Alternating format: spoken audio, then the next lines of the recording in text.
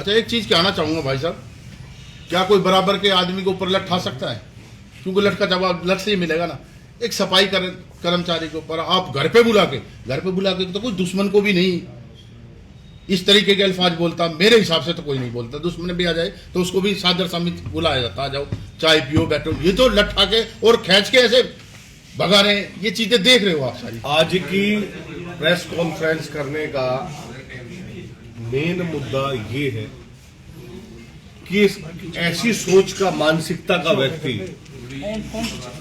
गुड़गांव के अंदर बहुजन, शोषित, पिछड़ित लोगों को और उनको प्रताड़ित करने का पूरा खुलेआम वीडियो बना के सोशल मीडिया पे डाल रहा है। गुड़गांव प्रशासन मौन होके, चुप होके, मुख दर्शक बन के सब कुछ देख रहा है। कोई अभी तक उसके खिलाफ, जबकि म्युनिसिपल कॉरपोरेशन निगम के कर्मचारियों ने कल से ही हड़ताल करके काम बंद हड़ताल चालू की हुई है। हमारे साथियों ने नोटिस हम बार बार सरकार को और प्रशासन को दे रहे हैं, उसके बावजूद प्रशासन मुख दर्शक बन के सारी चीजों को देख रहा है। कौन कौन है प्रशासन, कौन लोग हैं जो उसको बचाने की कोशिश कर रहे हैं? क्या भाजपा के अंदर ये नया नया भी शामिल हुआ है?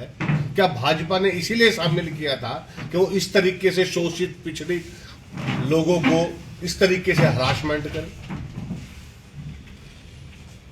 जबकि एक तरफ तो सरकार कहती है और हरियाणा के डीजीपी कहते हैं कि हम एक ऐसा प्रशासन लाना चाहते हैं कि शेर और बकरी एक ही घाट पर पानी पिए। क्या आज शेर और बकरी एक ही घाट पे पानी पी रहा है? डीजीपी साहब से ये बात मैं पूछना चाह रहा हूं। क्या इतना बड़ा कांड आज गुड़गांव शहर में हो गया तो पार्षद कहां थी वहां की? जबकि वो व्यक्ति पार्षद नहीं है, पर वो खुलेआम बता रहा है कि मैं नगर निगम गुड़गांव का पार्षद हूं। प्रशांत भारद्वाज छाती ठोक के कहता है कि काम मेरे हिसाब से चलेगा। क्या डीसी लग रहा है वो गुड़गांव का? क्या वो कर्मचारियों को इस बात के लिए कह रहा है कि तुझे नौकरी करना सिखा दूंगा, तुझे बंदवाड़ी भेज दूंगा?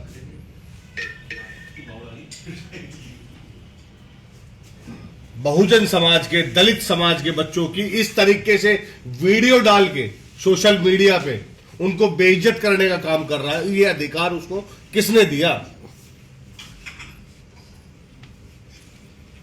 प्रशासन से बार बार हमारी ये मांग है, बहुजन समाज की, दलित समाज की ये मांग है कि उसके खिलाफ तुरंत प्रभाव से पर्चा दर्ज करे, पर्चा दर्ज करके उसको अंदर दे। जब ये स्टंटबाजों के खिलाफ विद इन 2 आवर्स मुकदमा दर्ज करके उनको पेश कर देते हैं, तो आज इस काम में, इस इतनी बड़ी बात होने के बावजूद, कर्मचारी को प्रताड़ित करने के बावजूद प्रशासन कहां सोया हुआ है? कौन लोग इसको बचा रहे हैं? जबकि ये वो लोग हैं जो दिन रात मेहनत करके शहर की सफाई, देश की सफाई, सीवर में घुसना। एक बार ये प्रशांत भारद्वाज खुद सीवर के अंदर एक बार देख ले, क्या नर्क की जिंदगी ये लोग जीते हैं। उसके बावजूद अपना सब कुछ छोड़ के ये प्रदेश को साफ करते हैं, देश को साफ करते हैं, और आज उनके साथ इतनी बड़ी घटना। कहीं शर्म का विषय नहीं है? सेम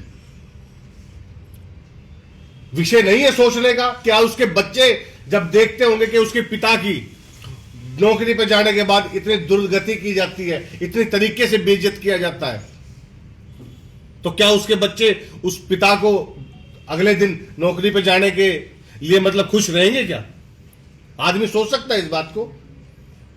क्या सोचती होगी उसके घर में बेटी कि मेरे पिता को किस तरीके से प्रताड़ित किया जाता है, अपमानित किया जाता है नौकरी पे जाने के बाद, किस तरीके से मेरे पिता के ऊपर लठ उठाए जाते हैं।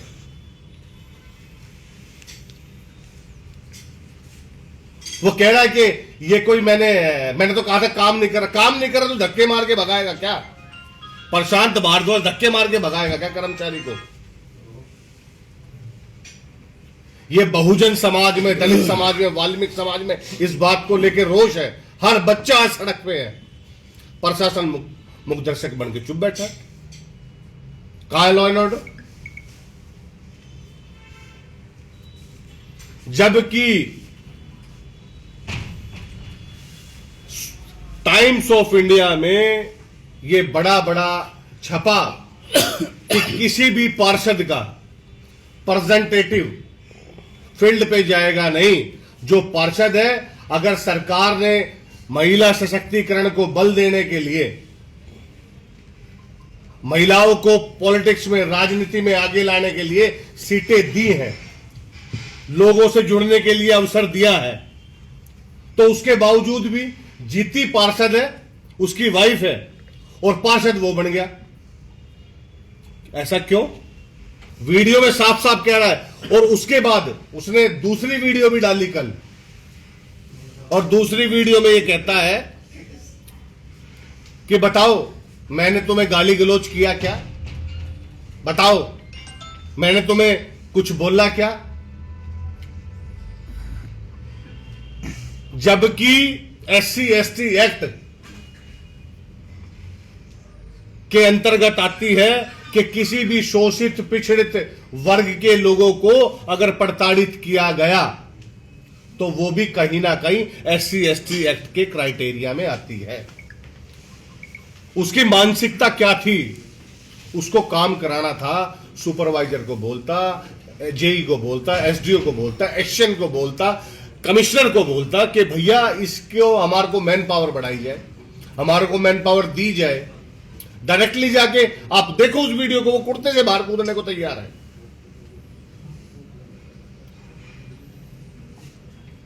किसने?